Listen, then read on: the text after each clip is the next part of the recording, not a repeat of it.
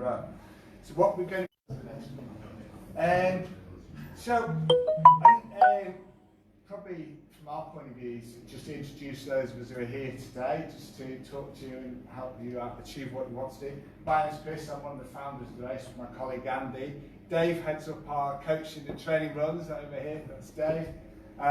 We've then got Karen representing our race charity, and we've got Ross and Liam from Up and Running and Brooks Shoes, and we'll talk a little bit more about that later on. And we've also got Danny, who is an expert sports nutritionist, and as the ultimate test, he's recently taken me on, see if we can achieve anything. So that I think it is a really important part of achieving your goals and getting things right, getting your nutrition when you feed, what you eat right. So Danny will talk a little bit about that later on. I think thank you from all of us for trusting your race and your training with us. We will do everything we can to help you get there and achieve that goal and enjoy the journey. And hopefully for all of you, it won't just be a one-off thing. It'll be something that you will carry on running as well. And different distances, mixing it up, different types of run, different terrains, but certainly it's something you can carry on doing. Running is an extremely probably the most time-efficient form of exercise that you can do. In these busy lives we have these days, it's becoming more and more popular. I think thanks, so we've done a few thank yous. We've got our pacers here. We'll thank our pacers when we get outside, because there'll be more of us when we get out on the runs. But also thanks to Chester Football Club for providing us with this facility. It's great to be on the river path. We have been at Total Fitness for the last few years, but we've pretty much outgrown that.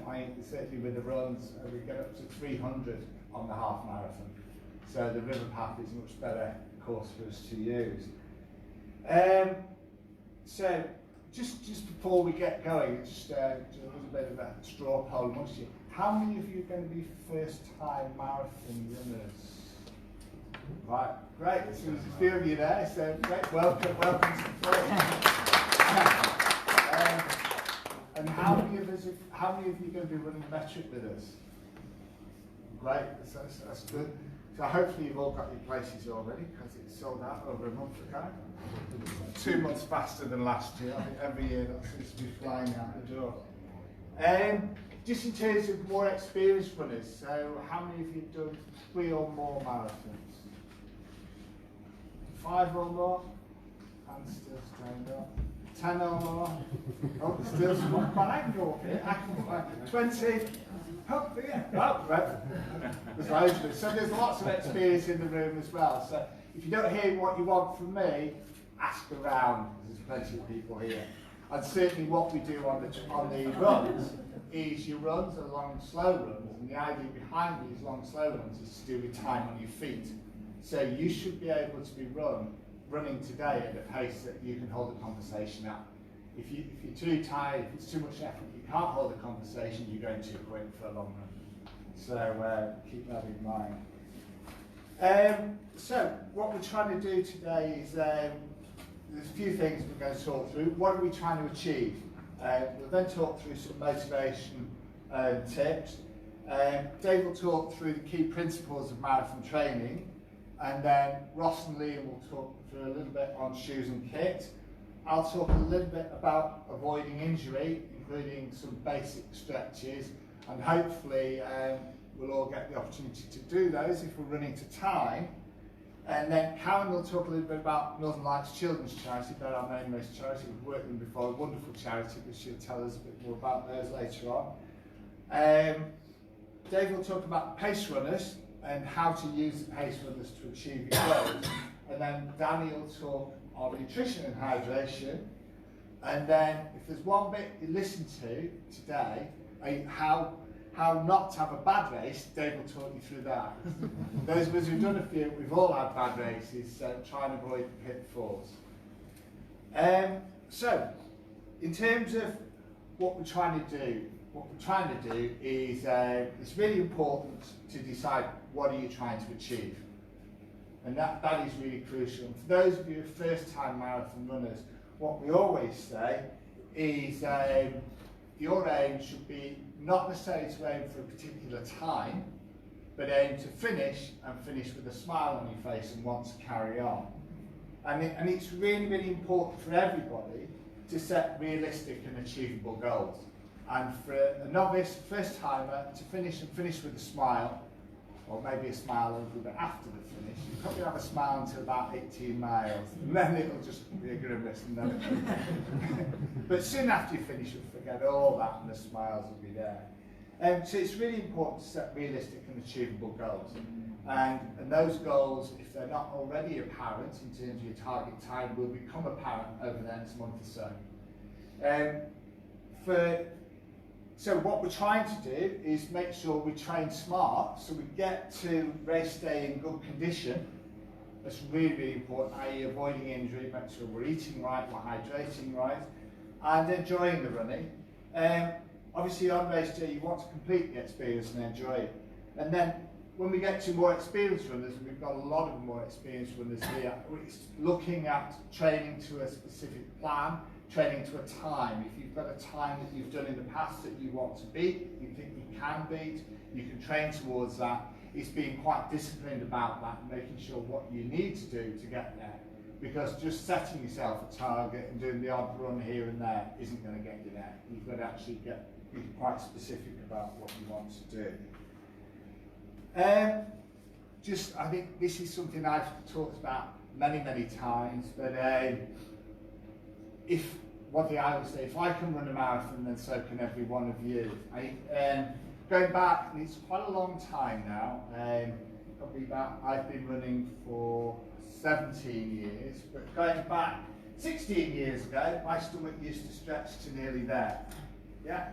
So it's something you can achieve, you can do something, you can change your life. Running has transformed my life, and that's why I'm so passionate about it. And this is why we do things like the seminars and training runs, which are pretty unique amongst races, to actually help people achieve something they didn't think they could do. So it is really important. It's running for a reason. Hopefully we've all got a reason why we're running. And these can be many varied things. Karen will talk about the charity aspect, to run your first marathon, to run a better time, to keep on running. All my fastest marathons are probably 10 years in the background now. I run because I can, and I want to participate. I'm not to say racing myself every time I go out. Every now and then I'll see if I can do better than last week. I won't try and do better than 10 years ago, but certainly do better than last week. But it's all about participation, enjoying it, and keeping money as part of your fitness and health regime. And it's worked for me, and I just hope it works for so many others. And certainly, if we can help you with that, then that's what we're very here to do. We talked before about setting a realistic goal. It is really, really important about that. If this is your first race, and on my first marathon, I trained really hard. I did 9 months training, and I set myself a 3.5-hour target. I was really disappointed. I came in at just over 4 hours. I should have been thrilled. I should have been absolutely over the moon with just over 4 hours. But I wasn't, because I'd set myself an unrealistic target of 3.5 hours. And I was disappointed. And it took me 5 years to get under 3.5 hours. And it is just the way it goes. So it's be realistic about your goals, what you can achieve within your lifestyle. But another thing that really works for me, and is once you've made this commitment to do it, is go out and tell everybody at work, tell all your family, tell everybody you know. Because what they will do is when you go in at work, how was your long run at weekend? Are you enjoying it? What have you? So you can't turn around and say, oh, I can't be bothered, not drunk on Saturday night. You've got people asking you how you're getting. So it actually adds to that motivation to get out there and do it. It's really important you get into a routine. With busy lives, with work and what have you, getting into a routine tends to work. It really, really helps. And if you're training to a plan on specific days, you can alter that plan to fit in with your life, but if you can try and make the majority of your week similar, so if you're going to train on a Tuesday, Thursday, Saturday, Sunday, then you actually organise your life around that. And it is important. And when you come back from work, and one of the things I always talk about is get back from work, and the last thing you want to do is go out for a run. The last thing you want to do is actually not go out for a run. The last thing you want to do is sit on the sofa, because it's like super glue. When you get back from work, it is really that motivation to get out. Once you sit down, you start to chill. So always when I got back from work, I'd have a snack or something before I left work, have a drink, hydrated, get home, run, and then come back and crack on. You'll be so more energised, and you'll be pleased that you've done your run. We talk about routine is important. Having the right gear and shoes is also really important. Liam and Ross are going to talk about shoes and kit in a little while, but it is important. I was laughing, a couple of the guys came in this morning with jackets on, and I said, oh, you want me those? He said, it is important, because sometimes when you start on a long run, if you're going out at 7, half 7 on a Sunday morning to do your long run so you can get back and then crack on with your life, it might be a little bit cooler, but you're only going to be cool for the first half a mile. You soon warm up, and by the time you get to 9 o'clock and at 8:30 the sun's out and it's cracking the flags and you're there baking in 16 layers, it's the last thing you need to think about. So it is really important to dress for the weather towards the middle and end of your run. You might be a little bit chilly the first half mile, but you'll soon warm up. Talk about gadgets. How many of us run with GPS watches, Garmin's, TomToms? We've nearly all got them, haven't we? They are really important. They can really help as a motivator.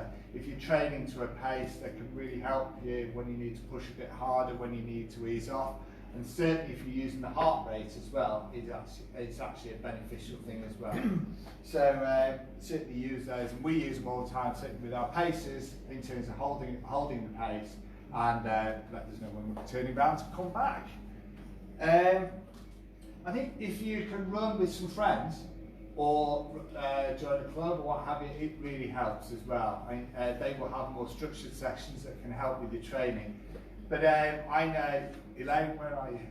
Elaine's gone out for a run, but Elaine and her friends, Carmel and a few of the ladies here, run with Ellesmere Port Running Club, and they have a fantastic group. It's really social, isn't it, Carmel? It is. It's really fun. Pace we can talk at. That's it, yeah.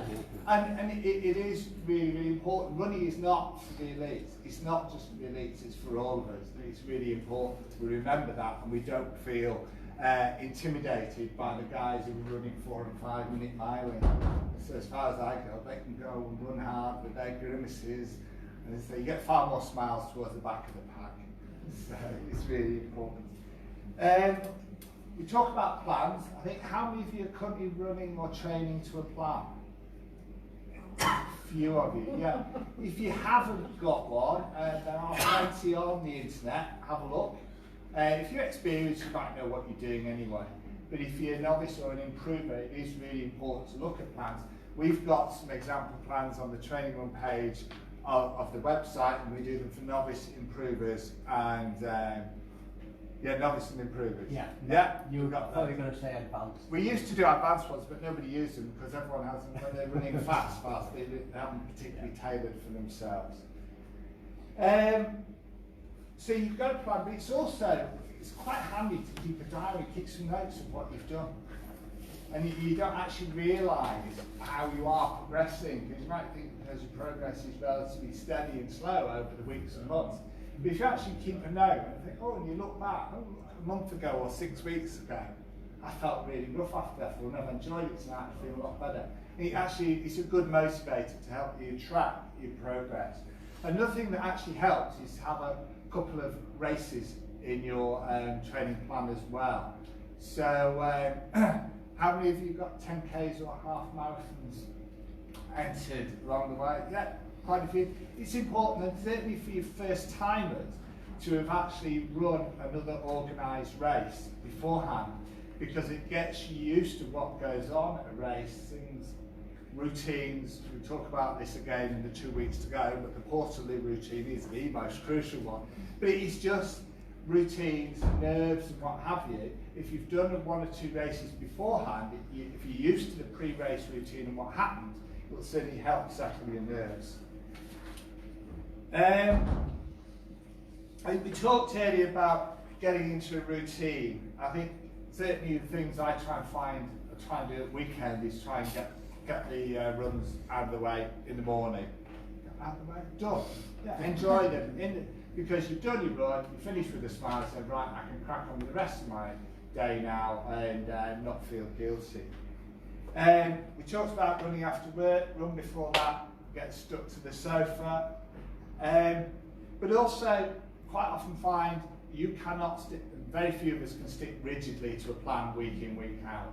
Sometimes things will happen, you've got to go away, or something happens. Like sometimes life gets in the way. Adapt your program, don't worry about it. We normally find if people do 90% of the program, they'll do well. You'll be fine. So don't panic if you miss the odd run here and there. Very few people manage every single run on there. Again, likewise, bad days. You can have bad runs for no reason at all. A number of times I've gone out and it's just not happening today. And you think, oh, I've got all this training, I'm losing it, I'm not going to be able to do it. And I always say, unless you're injured or ill, always tough it out through that run. Maybe take it a little bit easier, but always tough it out and do that run, because you might find that it's just the first mile or two, and then you'll settle into it and you'll be fine. But likewise, if you have a rotten run, you come back feeling as though it just didn't happen, don't worry about it, because you might go out the day after or 2 days later and have the best run you've had in weeks. Sometimes it can happen for no real reason. Sometimes it can be an indicator that you've got an illness coming, so then you need to be careful. But if it's just a one-off, don't worry about it. Different routes. When you're doing your training runs, when you're out on your own, try and mix up your routes a little bit. Don't always do the same thing. Sometimes it's nice to go back and do the same route and just to measure your progress and say, what time did I do over that, if it's one where you're doing the timed run. But certainly on your longer runs, try and mix your routes up. It'll give you a difference of terrain and also take some of the boredom out of it. And I think also when we get into the longer runs, it's actually quite important to break down the run. When we're doing metric, we're doing 8 today, the rest of us are doing 10 and 12 miles. Don't always think when you go out the door, oh, I've got to do, I'm doing 12 miles, I've got to do 12 miles, it's a long way. Think, right, well the first 2-3 miles I'm going to be settling down, let's just concentrate on that. Your next target is halfway, and then you just think of it in sections. And certainly when you're getting towards the end of it, you're thinking, oh, my legs are getting tired now. It's just thinking, right, okay, we'll just go to the next mile and just take it mile by mile. And just break the run down that way, and you're not thinking about the total distance ahead. The other thing is believe in yourself. We've all done this. So we've all entered this race and this event thinking, I can do this. So the fact that you've paid your money over, you're here and you're running, also say, I can do this. Constantly tell yourself, I can do this. Believe in yourself. And sometimes have a little mantra in your head, just when things get on the longer runs, when things are getting tough, just talk to yourself. Sometimes I give myself a good talking to. And so just say, I'm having a rotten one. They say, how many people would like give their left arm to be doing what we're doing now? And we are fortunate to be able to do this, and so enjoy it and make the most of it. Just sort of a couple of little tips now as we start getting into the longer runs. And I think, again, we'll talk about it a little bit in kit. But as well as getting the kit right, there's a couple of things that can help. And certainly on the finish line, you get guys coming in white shirts with red stripes. Come down. And all it takes is a couple of waterproof plasters. Yeah, there you go. It looks like he's got the pro guards there. Yeah.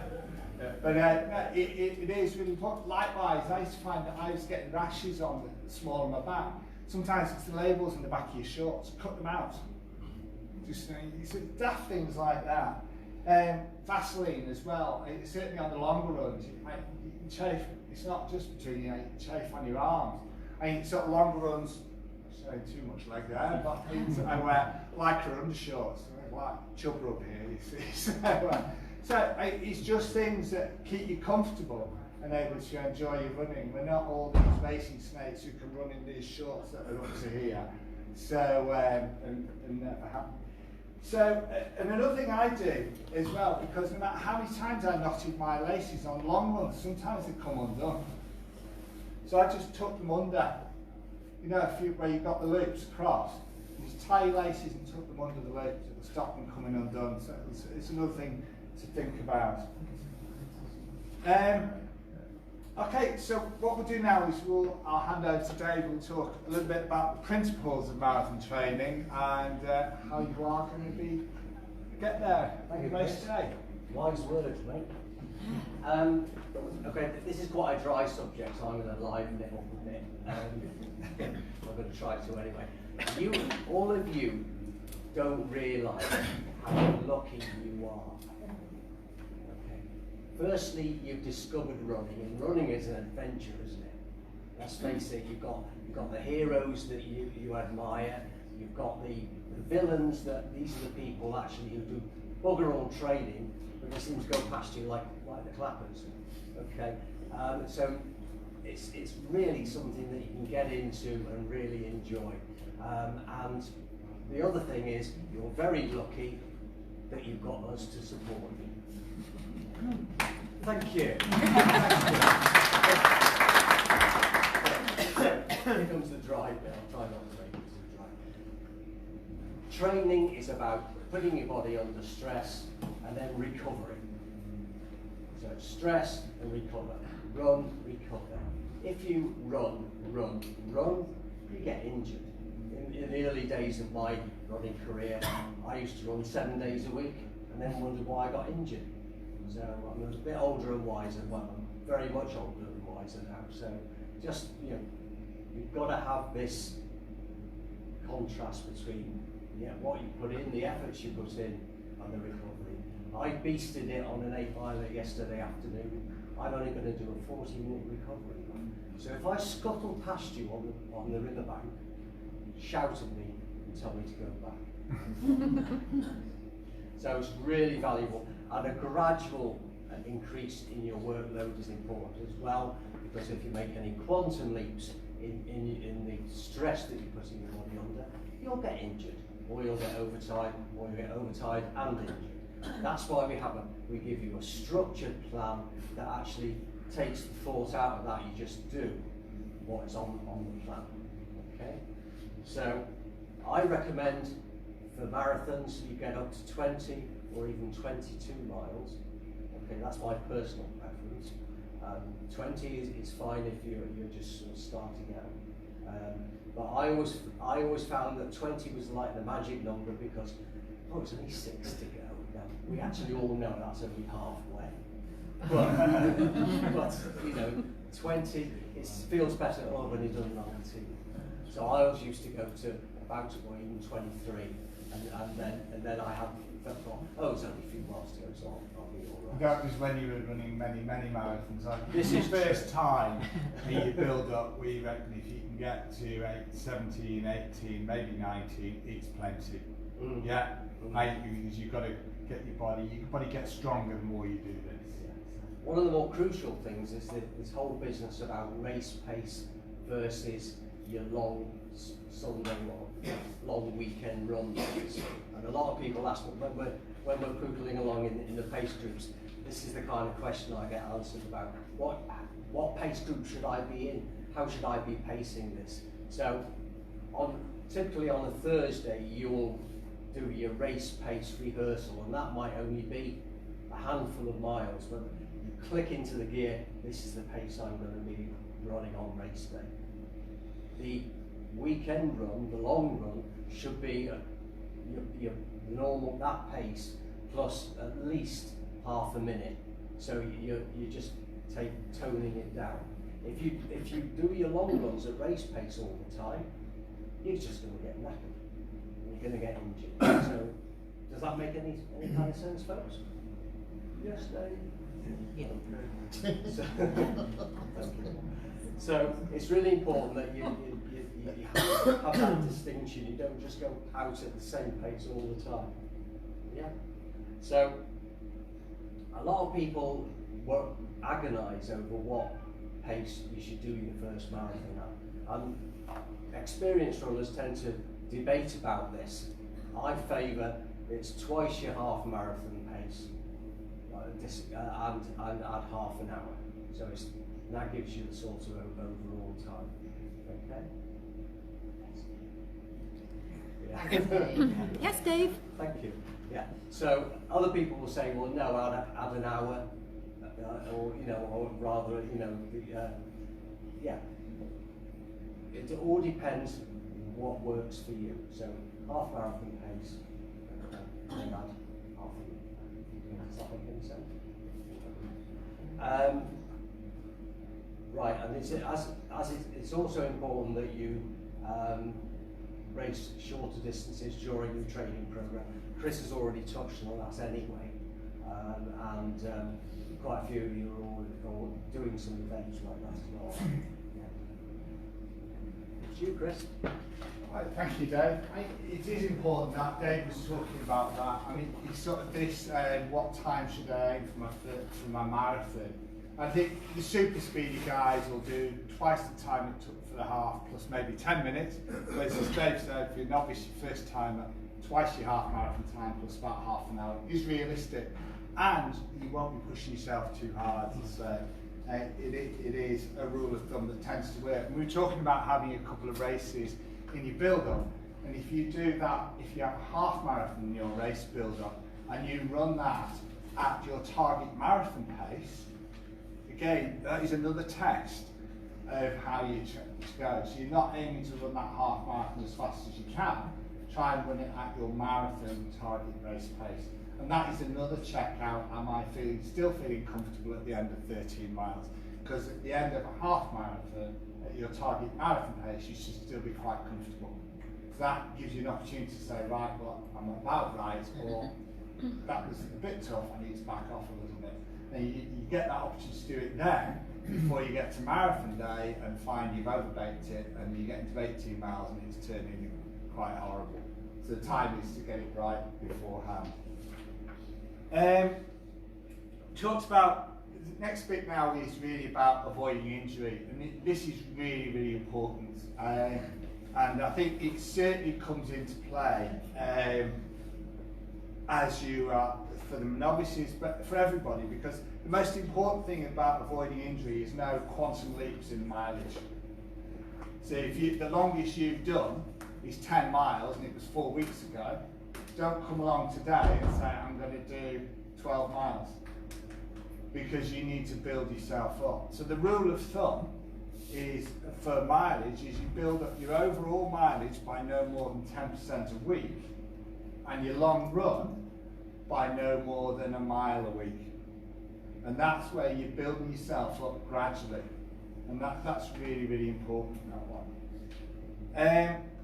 We'll talk, Liam and Ross will talk about shoes. Having the right shoes is really, really important. It took me a while to realise, and a number of black toenails, to realise that I wasn't running in the right shoes, so get that right. We'll talk about stretching. Stretching is important. I think some people say, well, you don't need to stretch beforehand.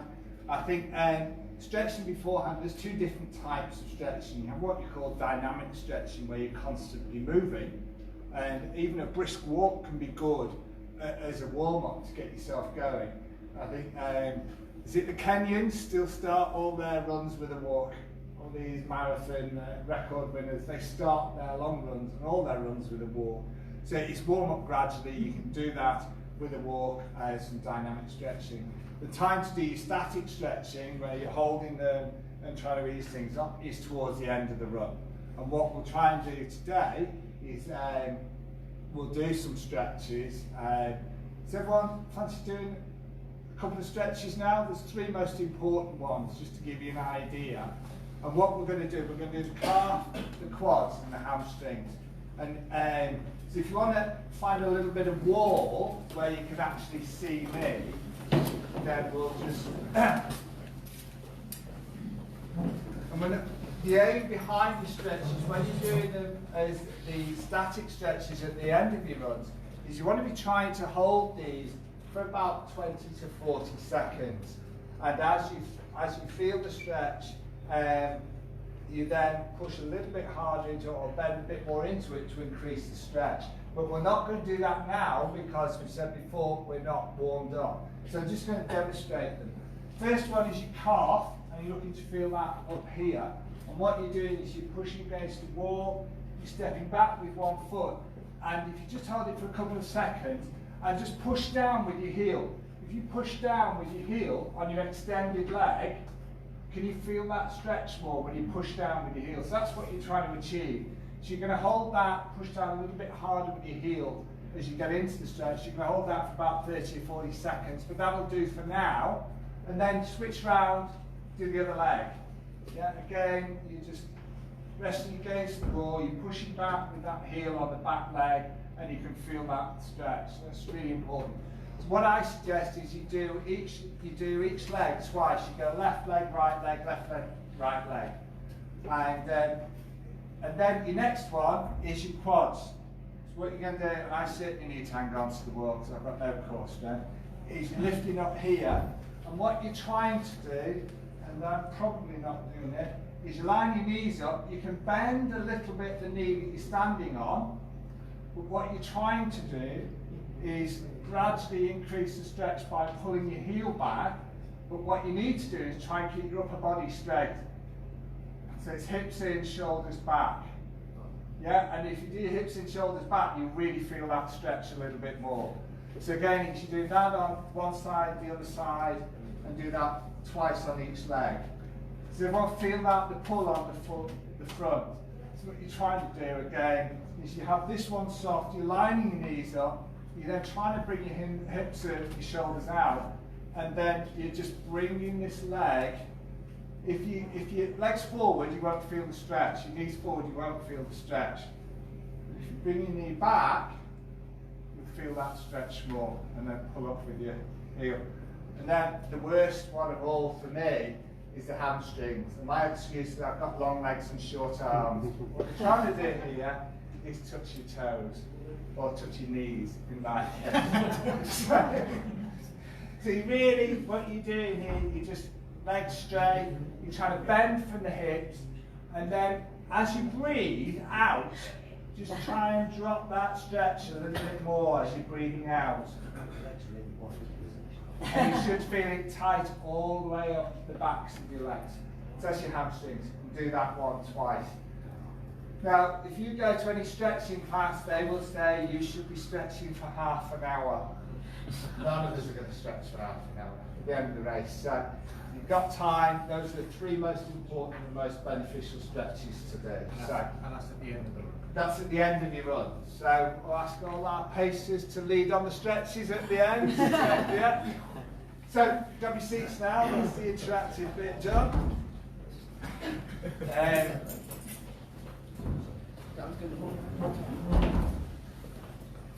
Dave talked before about rest and recover. It is really, really important. You will find if you look at the training plans, you will have an effort day followed by a recovery day or a rest day. It's only on those recovery or rest days that your body's actually building. Because when you're actually on the effort days, you're actually damaging and breaking down your muscles. And it takes a while for those to recover. So it is really, really important to remember about that rest and recovery.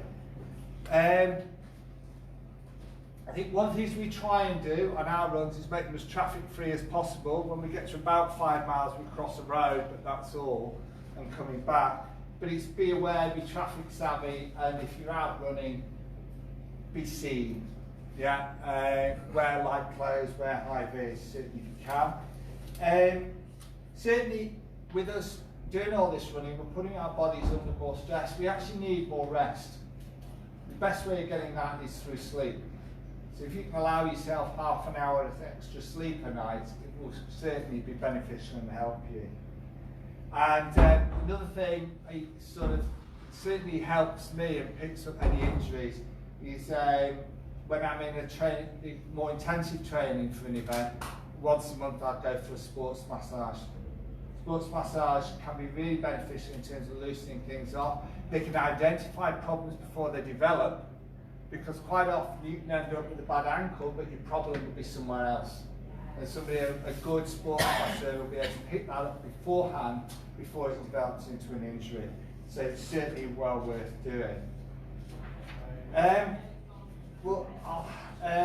Talking about injury and illness, we talked about before, if you have a really bad day, do you know if it's just a bad run, or are you becoming ill?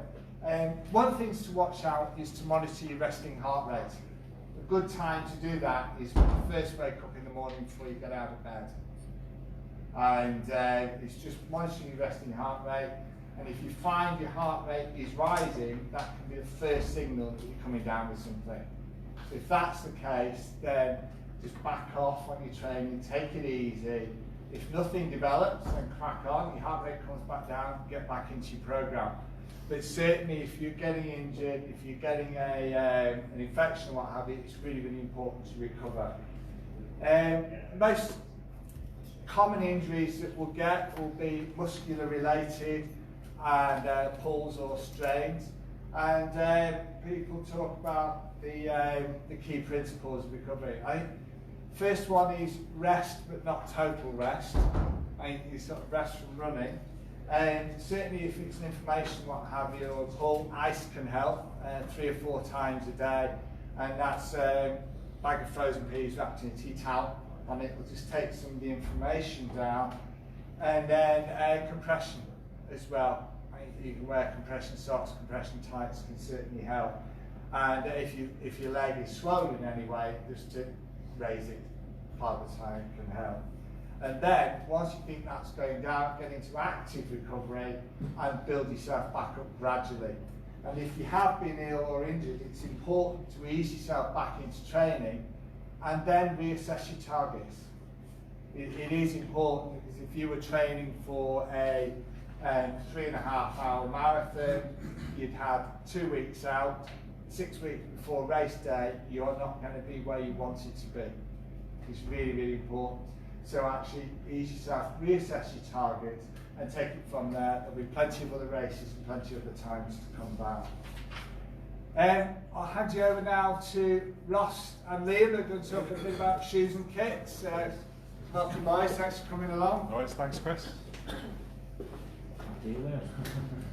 Right, so Ross is going to give a little bit of a talk on footwear in a minute. So I'm just going to give a little bit of talk on kind of your kit and your nutrition. So one thing to bear in mind, Chris has already said it, is when you set off on race day, just think, if you're cold, give it half a mile, give it 2 hours, give it 3 hours, however long it's going to take you, you're going to get warm. So it might be a bit overcast, a bit drizzly, but do you really need that big waterproof rain jacket? Can you just get by with just your shorts and your t-shirt to kind of make sure you dress for running the run and not just kind of your first half mile. And with your kit as well, just make sure you know a couple of weeks in advance what you're going to wear on race day. Don't go and do yourselves out of the service here, but don't go and buy a new pair of shorts the day before. They might chafe you or something like that. Kind of do a few practice runs in them. Try and do your last long run in your kit you want to run in on race day. And same with nutrition as well. Get to know what kind of nutrition you like. Practice in training. If you have too many gels with caffeine in it, can start messing your stomach. Some people can't take gels. You've got like the shot blocks and that type of thing. Sports beans, jelly babies. There's all different types of nutrition. Just keep practicing and find what works for you, because everybody's different, and what works for me, what works for Chris, what works for Ross, it's all different. But just keep practicing and keep trying, and if you need any help, we're in town, we can kind of give you a bit of advice. So I'll pass on to Ross, who's got the main talk on the footwear now. So yeah, obviously I'm going to try and keep this non-brand biased, because obviously I work for what I think is the best running shoe company in the world. But ultimately, kind of Chris has said before, we're all quite privileged in that we are running, and hopefully you'll enjoy it. But footwear and, like you said, the right kit does add to that enjoyment and pleasure. If you are in the wrong sort of fitting footwear, that is going to make your life a million times harder than what it actually needs to be. You should literally put on your running shoe and want to go out for the run. And obviously, it's the emotional core, what we say at Brooks. A run can actually change your life, the world, and that's the emotional core of everything we do. That you put your footwear on and away you go. And Liam, obviously at Chester, is one of our key retailers that we work with in terms of actually fitting you with the right shoe. And my view is not saying Brooks are amazing and everyone should have a pair of Brooks. Go see Liam and the guys in store and make sure you guys have got the right shoe for you. And when you put your foot in it, it should be like, yeah, I can see myself 26 miles down the road or on the metric near the finish line with no problems and actually wanting to go further with it. And that's what a running shoe should do for you. If it isn't, it's not the right shoe. And obviously, again, you are quite privileged today. You do get to be able to take some Brooks shoes out if you want to. So if you do want to come and see us, we're here. I will be back in store later today, and obviously, guys are always there 7 days a week to make sure you've got the right gear. The last thing you want is to be halfway around your marathon thinking, these are not my footwear. It can be quite painful. I've been there, done it, got the t-shirt, and so in store we can do a gait analysis as well, so we can work out whether it's a neutral or a support shoe that will help you. And it doesn't cure injuries, it doesn't prevent injuries, it just reduces the chances of you getting injured. So you need to do all the stretches like Chris was telling you about, and kind of listen to your body as well. And all that combined will kind of help you get to the finish line in one piece and enjoy your experience. That's the key word, enjoyment. Yeah. Cheers guys, thanks for that. I think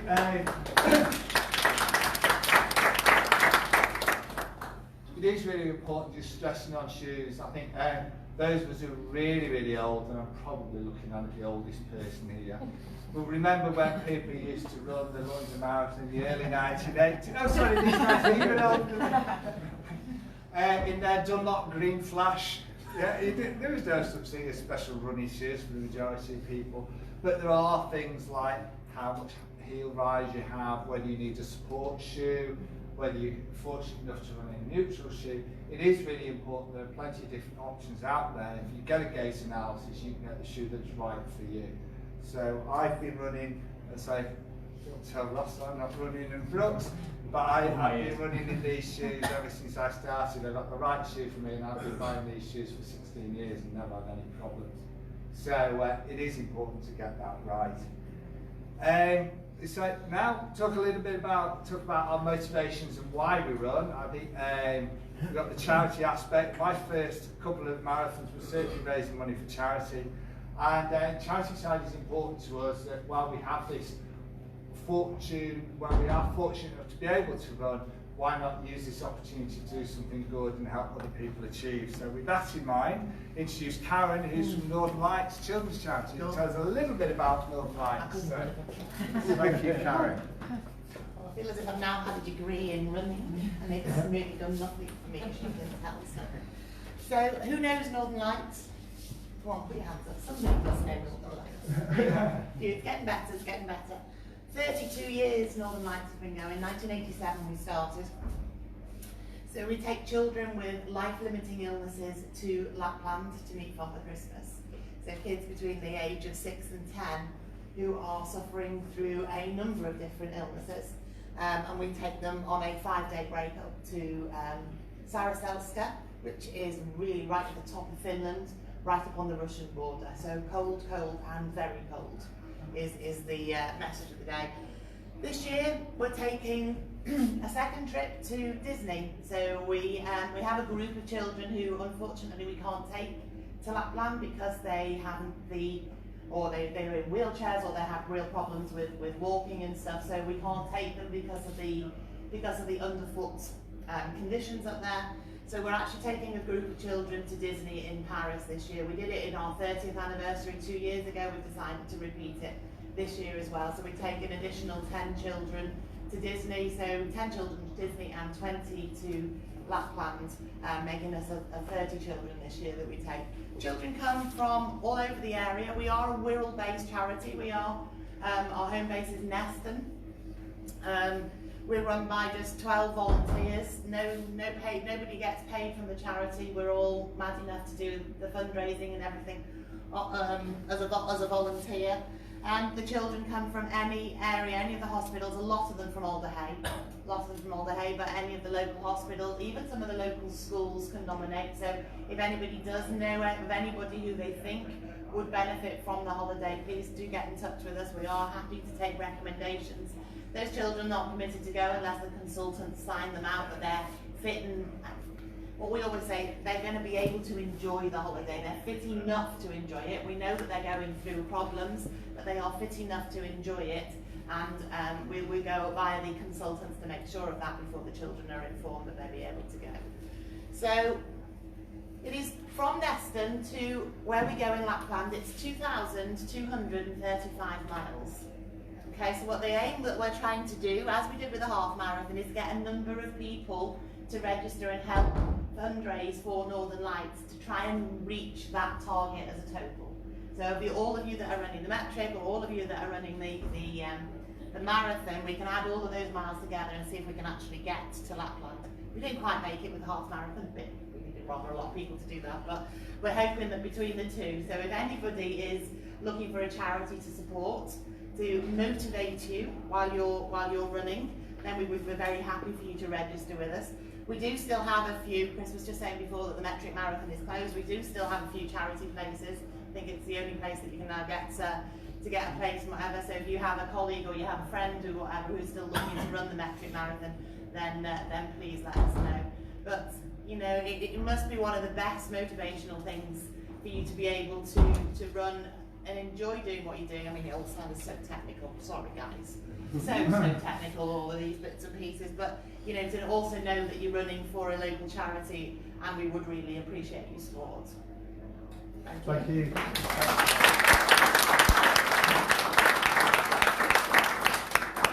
Just one thing that you read in the news, all these things about charities and what have you, and how much of your money goes in admin fees and what have you. One of the reasons we chose Northern Lights is every single penny that is raised goes towards funding those holidays and those trips for the kids.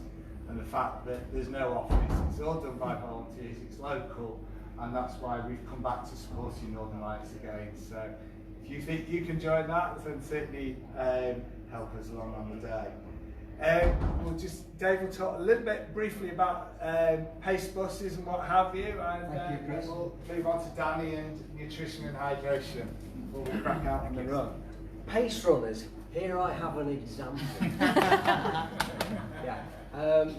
They're wonderful people. Please use them, both on the training runs and on race day. They're not there just to be like a Duracell bunny, pushing out the pace. Like me, they love to be asked questions, don't you, Steve? Yes. Yeah.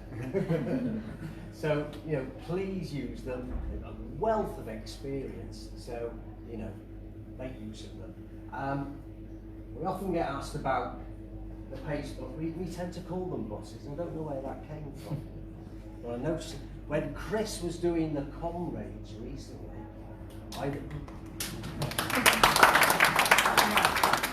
he completed it, by the way. I noticed on the TV coverage they were referring to the buses. So it's not something I made up. It actually happens elsewhere. So we have these buses. Those are the target times for race day. Okay. So in line with what I was saying earlier on, in theory, if you're a 3-hour guy, you should be in the 3:15 pace bus. Okay, so you're not going flat out. It's not so crucial at this time when you're only on, say, 10 or 12 miles, but when you get into the longer distance, I would highly recommend that, because you've got your other day to rehearse your race pace, haven't you?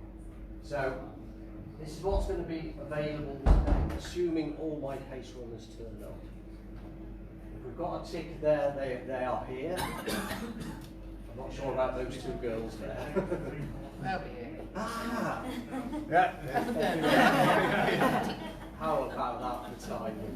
Yeah. So please do ask them questions, and they'll love you for it. And it passes the time. I also, if I'm ever leaving or in one of the pace buses, I've got a good selection of quizzes and things like that to pass the time. So you know, please feel free to interact and just enjoy it. Okay, Chris? Thank you. Thanks, Dave. It is important that you sort of use the paces to help you achieve. So Dave mentioned about comrades.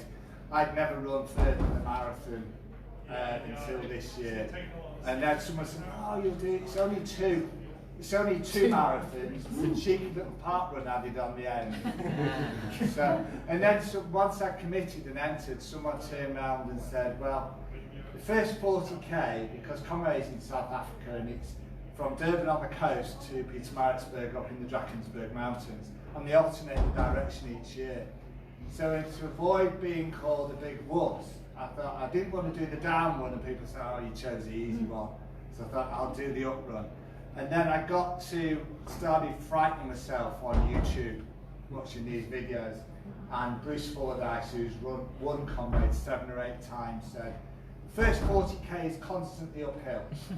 It'll be the hardest marathon you've ever run in your life. You've then just got 30 miles to go. So anyway, I made it in the end. I was sort of here to tell the story. 26 miles is a marathon. It's a massive distance. Respect the distance. And it is really, really important. Nutrition and hydration is a massive part of that. And so I'll now introduce you to Danny, Danny Webber. And Danny's going to talk a little bit about nutrition and hydration and how we can actually train well and race well. So hand it over to Danny. Thank you. Thank you, Chris. Morning, everyone. Hello. Yeah, so we've only got 5 minutes or so just a very quick overview of everything in nutrition. So I hope you're all fueled, ready for this morning. And that's typically what it should be about, is finding what works for you. Just highlighting what everyone has already said. Your training and your nutrition goes hand in hand. So it is finding what you want to achieve on your on race day and finding what works for you. So typically for today, this morning, is practicing that. So some of you may not know what it is, what breakfast works best for you or pre-race meal, but going out for your long runs, experimenting different things will help with that. And obviously with your hydration strategies as well. So across your typical week with your training plan, you're not going to eat the same thing day in, day out. It's going to be periodized based on what your training volumes and intensities are. So you're going to need to eat less on a rest day, and then as your training volume increases, typically your carbohydrates, which are your primary energy source, that's what increases in order to fuel your training. So as throughout your typical day, it's structuring your meals to allow you to fuel your training and also recover as well. So if you're training in the evening after work, a lot of people will eat lunch 12, 1, 2 o'clock, and then they won't be going out for a run until 5, 6 o'clock. So there's a big gap there where they're not actually eating anything. So including that little snack beforehand helps top your energy levels, something nice and light, easy to digest, so you're not feeling too heavy, and then that gives you that extra boost for training. So with that pre-meal as well, is thinking about the performance but also the recovery. So as the guys said, you are putting your bodies under big amount of stress during your training, and if you're not eating right, you're not having that extra pre-training snack, that puts your body under additional stress. Then your muscles and your bones can break down more, and then it takes the body longer to help you recover.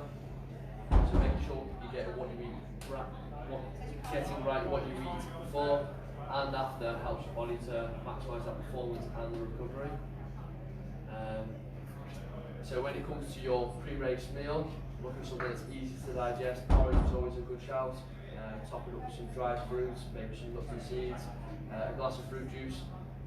And then during the race, it's practicing with things like your gels, your energy blocks, energy drinks, plenty of fluids, electrolytes as well, help maintain your hydration levels, and it's practicing that in training. A lot of athletes will go out at the weekends in the long runs and not practice it.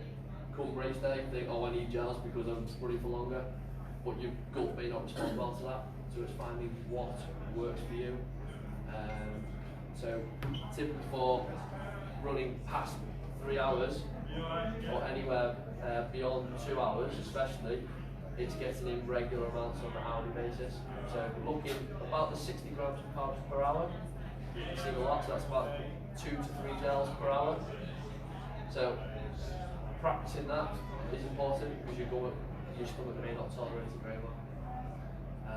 Do you only start taking them when you hit 2 hours then? No, so with that, so let's say you're going out for a training run which lasts an hour, you don't necessarily need to be taking gels on during that, you don't need 60 grams in that hour.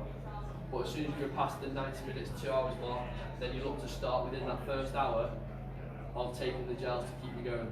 If you wait that 2 hour period and then you start smashing the gels, you're playing catch up, and you're not gonna maximise the performance that you want. So it's starting off early.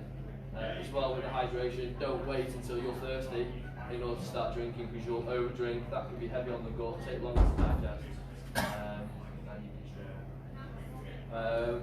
So with the recovery side of things, after every training, make sure you're recovering well, having something within that 20-30 minute window, focusing on your protein, and then depending on the duration and the intensity of your training as well, get those carbs in as well. The best thing for you to have after training, which is research proven, is milk. Natural source of protein, natural sugars, and also electrolytes as well. So it's got everything that you need, and it's a lot cheaper than a lot of the commercialised products as well. So having a good glass of milk and then looking to your meal an hour or so afterwards is a good start for recovery. So with that, it's looking at the 4 R's of recovery. So your repair, which is your protein, your replenishing, which is your carbohydrates, your rehydration, obviously fluids. With that, a good way to monitor your hydration is to look at your colour of your urine. So don't start a race or your training in a dehydrated state. So just 2% drop in body weight can result in about 5% drop in overall performance. So making sure you're well hydrated at the start. Weighing yourself before and after, seeing what your body change in weight is, and then that gives you an idea of how much water you've lost in that time, and you can see how much you need to drink in order to prevent that big drop in dehydration. And then the 4th R is rest.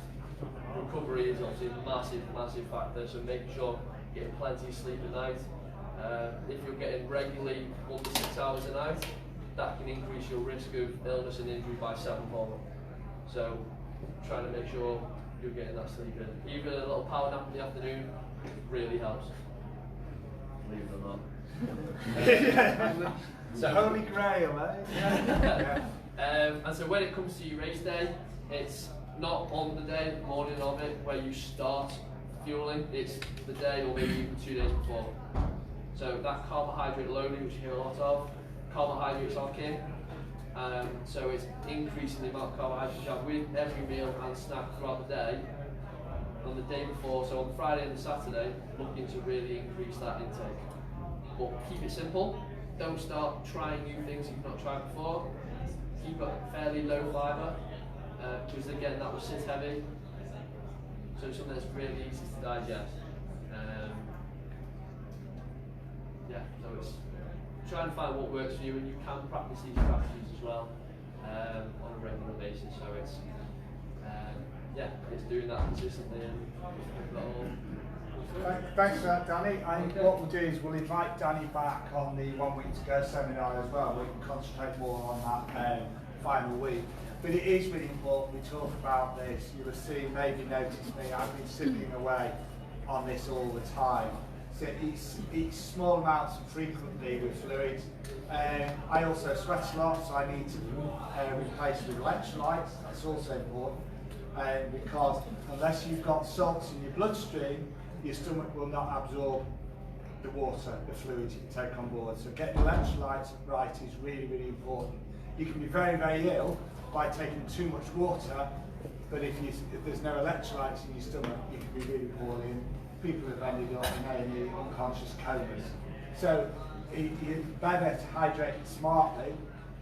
So do that. Any questions? Give us a shout. Are these water stations on marathon? Every 5k. So there's water at every one. And then at drink stations 2, 4, 6 and 8, we have got Lucozade Sport as well. And then 3, 5, 7 and 9, we've got the High 5 ISO gels. So you can take your energy. If you want to take more gels than that, you can take them with you.